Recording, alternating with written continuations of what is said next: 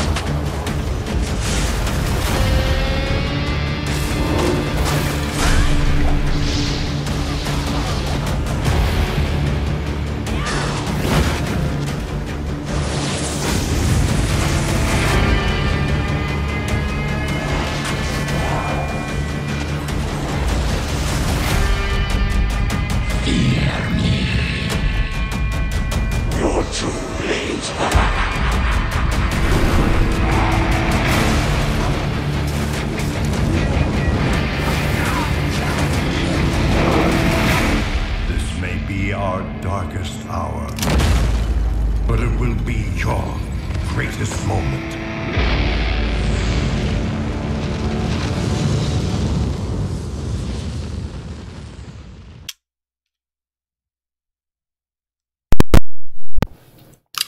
Alright, so what's going on, everybody? Back again today to do something I don't do a whole lot. That is a video game review. This is going to be over, obviously, Diablo II Resurrected. Diablo II Resurrected is the first RPG I ever played. The very first one. And because of that, it does hold like a nostalgic place in my heart. That being said, though, never in the past have I ever gotten very far in the game. I think the last time, prior to Resurrected coming out, the last time I really got into Diablo, I was like 15, and I'm 29 now, so that kind of tells you something. And I never really got very far in it before. I never got past Act 2. I never did. I always just like lost interest, or decided to play a different game, or something came up. I just never really got that far into it. But it is the first RPG I've ever played in my life. And it is a great game. I've always loved it. I really don't know why I never got farther in the game. I guess maybe it's like I was spoiled by, because it is an old game. At this point, it's safe to call Diablo 2 an old game. And maybe I was just spoiled by more modern day video games with, contemporary graphics and better, not better gameplay, but you know what I'm trying to say. But I was really excited about Resurrected coming out, and I'm happy to report that most of you know this. Most of you know this already because it's been out for a while. It's great. It's a great remaster. Really happy with it for the most part. A couple gripes, but that's more with how the game is being managed, I guess would be the right word to say, administratively, rather than the game itself. The game itself is what it's always been. It's Diablo 2. It just looks absolutely gorgeous now. It looks fabulous. And it's on console. So I have it. I bought it on for PC, and then I also got it for Switch because I wanted that portability play. And the nicest feature I have to say about this game being on both console and PC is that it cross saves through your Battle.net account. So if I'm playing an online character on my PC and then I have to get up and go somewhere, as long as where I'm going has Wi-Fi, I can take my Switch, which also has the game on it, and I can head to that other place, wherever it is I gotta go, and log into their Wi-Fi, and pick up my character that I was playing on PC right there on my Switch. It's seamless. It works incredibly well. The only other game I've ever played that attempted to have this feature was Divinity Original Sin 2. I also have that on Steam, and then I also have it on the Switch. I've managed to successfully get my save data from the Switch to sync up with my Steam so that I can play it on PC. I have not successfully been able to get it to go the other way, from Steam to the Switch. Not even sure if it's possible, but if it is, I've never managed to do it. With Diablo 2, it's seamless. It just happens. It happens because on both devices, in both versions of the game, you are required to log into your Battle.net account, and then through your Battle.net account, it just cross-saves all of your progress for your online characters. So that's nice. Offline characters is a different story. Those are signature to each. I'm pretty sure, maybe. Actually, no, they're not. Offline characters as well. It syncs the data. But while we're on that subject, bring it up. We're gonna go ahead and talk about that. This is my biggest gripe with the game so far. It is suffering from server issues. Pretty much since it launched, trying to play the game late at night or real early in the morning, you're having trouble getting it to connect to Battle.net to play online. You can play offline as much as you want, but getting it to connect to Battle.net to play online, it's not working. I don't know if this is because they're choosing nighttime. Well, I'm on the West Coast, so what's nighttime for me is not necessarily the exact same nighttime for everyone. I don't know if what they're choosing to do is use the nighttime to do maintenance on the servers or whatever the case may be, but many mornings, in the few weeks that it's been out, there have been many mornings where I've woken up and I sit down to play it, and it will not connect to Battle.net. It will not let me play online. And that really sucks because, unlike Diablo 3, this game requires you to make you have to make a choice up front, whether you're going to play a online character or an offline character. If you choose offline, that character can never be played with friends. It is just for you to play on your own. That's it. But on the flip side, if you create an online character, that character has to at all times be played online, logged into Battle.net, connected to their servers. It cannot be played offline. This is a poor decision that they did. I don't know if they did it just to remain accurate with how the game was back in the day, or if there's no reason. I don't give a shit what they try to say their reason was for doing this. It was a bad call, and they should not have done it. There's no good reason. There's no reason good enough for this feature in the game to exist. I don't care what they try to say. It should have been a little more like Diablo 3. You know, you make a character, and that character can be played both online, using Battle.net, through their servers, to play with other people, or if you just want to play solo, by yourself, take that exact same character and play them offline.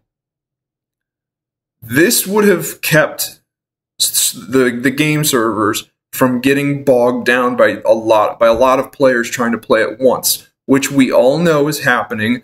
This game was highly anticipated. Everyone wanted to play it, and everyone who was a fan of Diablo 2 back in the day, plus everyone who was not, but they like Diablo 3 and they want to see what Diablo 2 is about, and then also people who are just getting into it because it looks like a good game to them. It is a huge group of people that are all trying to play this game. And I can tell you right now, guess what, Blizzard? No one has any fucking interest in playing a completely offline character. Zip, zilch, nada. No one's interested in that. Everyone wants the ability to take their character and, through the power of the internet, play with other people. Do they want to do that all the fucking time? No, sometimes they do want to sit down and just play by themselves, but they always want that option available on demand to them. And you have made it so that the only way that is possible is you have to create an online character that is always played online, which means the servers are going to be bogged down and way too many people are going to be trying to use it at once. Think about how much you could have mitigated that problem if you would have just fucked off with this really stupid idea and just made it like Diablo. I get it. Maybe it's not completely accurate to the way the game used to be back in the day, but guess what? It would have been better. Do what's better. Always. All the time. Never stopping. Do it like that. So that's really, really dumb that they didn't do that. It would have been a much nicer feature if you just made a character and then with all the characters you make, you then chose whether to play them online or offline, and you could flip back and forth. Oh, today, right now, I just feel like playing by myself, so I'm not gonna use up a server. I'm not gonna use that. I'm just gonna play on my own by myself. Oh, an hour later, I want to play with a friend, but I want to play the exact character. Well, that's fine. I just switch to online, connect to Battle.net with that character, and boom, here I go. Just like Diablo 3. Just like they've had the power to do for fucking years, and for some goddamn reason, they just did not implement it here. Right here. Right here, motherfuckers. You stupid pieces of shit. Sorry, I'm getting real. It's really annoying, though. It's really annoying because I have zero interest, none, in making a completely offline character. But at the same time, with these server issues that they're happening where Battle.net, where Diablo II Resurrected Battle.net is down, now I can't play my characters that I want to play. At all. At all. Until they get this shit figured out and get it back up and running.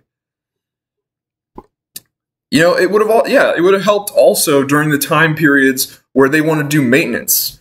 Oh, you can't play online right now, we're doing maintenance. Okay. But can I still play my character that I'm making progress with and working on? Can I still play him or her just offline? Oh, no. We made it so that characters are strictly online or offline. So right now when we're doing maintenance and the servers are down, you cannot play any of your online characters. Oh, then how about you go fuck yourself? It was just such a brainless decision to do that. Anyway, other than that though, the game it's perfect. It's the same, like I said, it's the same game it always was.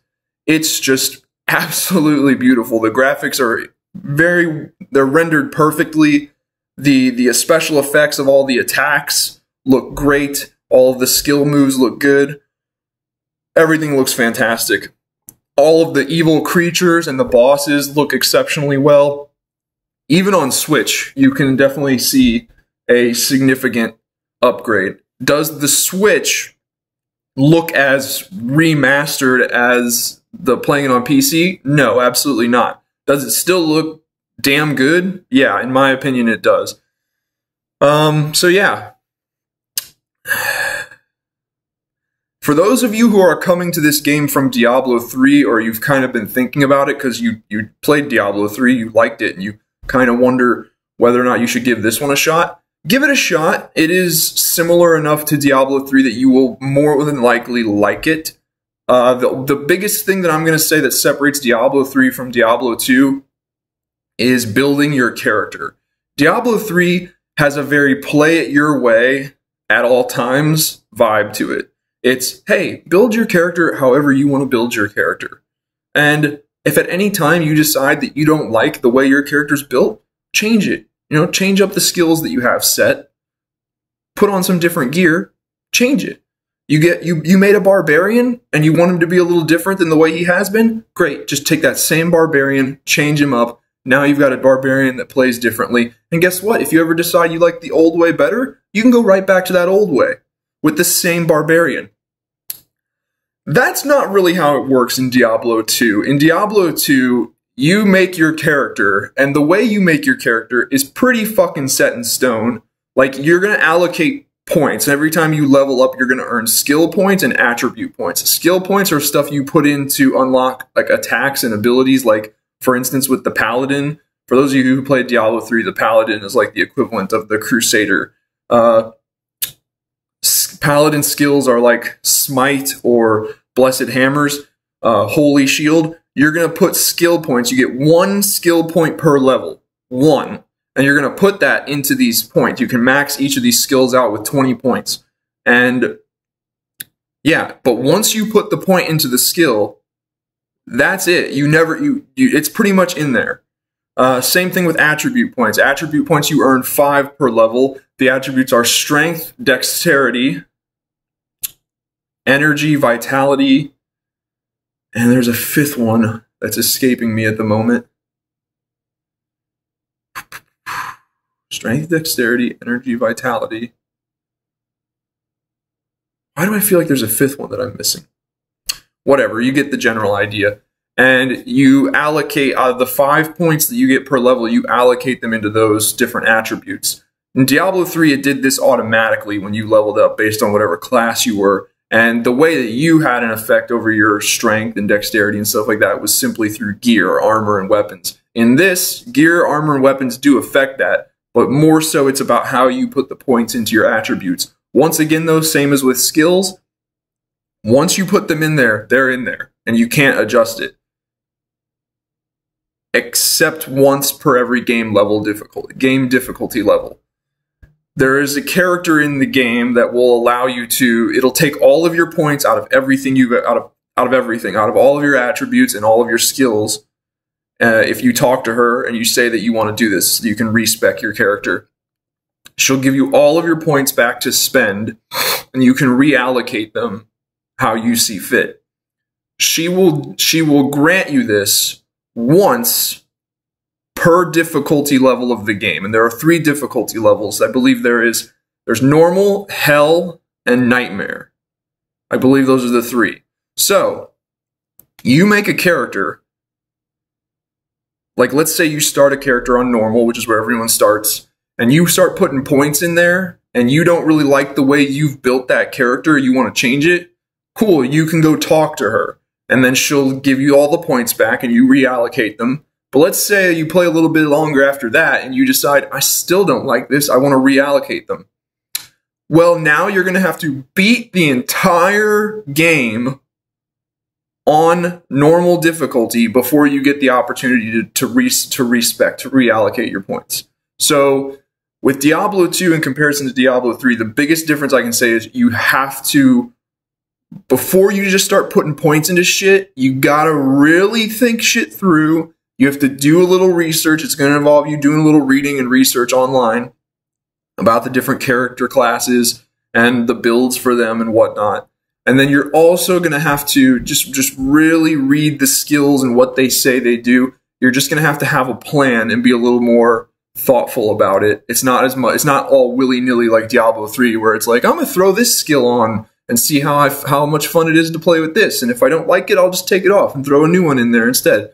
It's not like that. It's a little more, once you've made your choices, you have to stick with them, kind of. So, but other than that, that's the biggest difference you're going to find between Diablo 2 and Diablo 3. That and the aesthetic of the game, the art style. Diablo 2 is definitely much more like Diablo 2 is definitely much more like gruesome, dark horror, like medieval dark horror. Demons from hell and zombies and vampires and wraiths and golems and ogres and so much shit in the game. So many of the game environments are coated in blood, like the Durance of Hate. Holy shit! It looks like, in a weird way, it looks beautiful, just the way it's like rendered and everything in the game. But that is some satanic occult shit in the Durance of Hate. But yeah. So, and then Diablo 3, of course, had a little bit more like just, a World of Warcraft type fantasy kind of aesthetic to it. So, yeah, but the aesthetic and the difference of like Diablo 2 kind of makes you stick with your choices more than Diablo 3 does. Other than that, though, the games are very, very similar, and if you like Diablo 3, you will probably like Diablo 2. So yeah. Really happy with it. I know I'm kind of late on this review of the game. I wanted to do pretty much a complete playthrough with a character before I talked about it, and I did that. I made a paladin. Paladin, I will stand by this. Paladin is arguably the best class in the game. I know some people are going to say Sorceress, and some people are going to say Necromancer. Paladin, I think Paladin's the best. Whether you're Smiter or Hammerden, it doesn't matter. Paladin is arguably the best, not only just effectiveness in the game and how well it plays the game, but how fun it is to play. Paladin is, I think, the best class. But that's just me. Anyway, so yeah, that's my take. Other than them making the really dumb choice to do specifically online and offline characters, and there's no mixing, there's no interaction between the two. It's like you can make an offline or an online character. If you make an offline, they can never play online. I think that was a really dumb decision. And yeah, if there's any way for them to like go back on that and fix that and just make it all, you just make characters and you make characters. That's it. There's no online, offline characters. It's just characters. And then with those characters, you choose to play online or offline. If there's any way Blizzard can go back and fix that, they definitely should, because this shit is ridiculous. But anyway, yeah, that's my take on the game. I highly recommend people give it a chance. I loved it. I am still loving it. I'm about done with my Paladin playthrough. Or no, I'm pretty much done with my Paladin playthrough. I'm just trying to like get a couple extra pieces of gear and whatnot and just really just polish them off that last bit. Then I'm going to switch over to probably doing a Druid playthrough intermittently between playing Divinity Original Sin 2 and Grim Dawn. So, but yeah, Diablo II Resurrected, 2 thumbs up, highly recommend it. If you like what I'm talking about here, what I mentioned about having it on PC, but then also having it on the Switch for the portability, but you don't like the idea of buying the game twice, which yes, I did have to do. I did have to buy the game twice. Keep in mind, coming up this holiday season, like in December, Valve is going to be releasing the Steam Deck, which is essentially a handheld gaming PC. There's going to be 3 different versions of it, but I anticipate each one of them will be able to play Diablo II Resurrected and a lot of other games like it. So, if you just want to buy it on PC, you got to look at it like this. Your choices are, if you don't have a Switch, you're going to buy it on PC anyway, and if you want the portability, I would just commit to the Valve Steam Deck. Yes, it's more than buying a Switch, but I think it's more worth your money. And then if you already have a Switch, though, you're looking at spending an extra $40 to buy the game twice, or spending like $400 to $700 to get a Steam Deck. In that case, it's an easy no-brainer.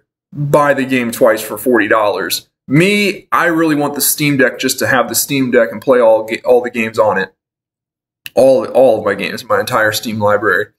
So the Steam Deck I knew I was getting anyway. Once I have the Steam Deck, I don't know if I see myself playing it on the Switch anymore. We will see. But like I said, that doesn't matter because it cross-saves. So just because I don't play it on the Switch anymore, I will still have access to all of my characters, all of my characters that I've made, even on the Steam Deck. So there is that option coming up to us in December. But yeah, let me know what you guys think. Anyone else out there that's been playing it, leave some comments below, get a discussion started. If you like this video, please hit the like button. Check out some of my other videos, maybe subscribe to the channel. And other than that, I will see you guys next time.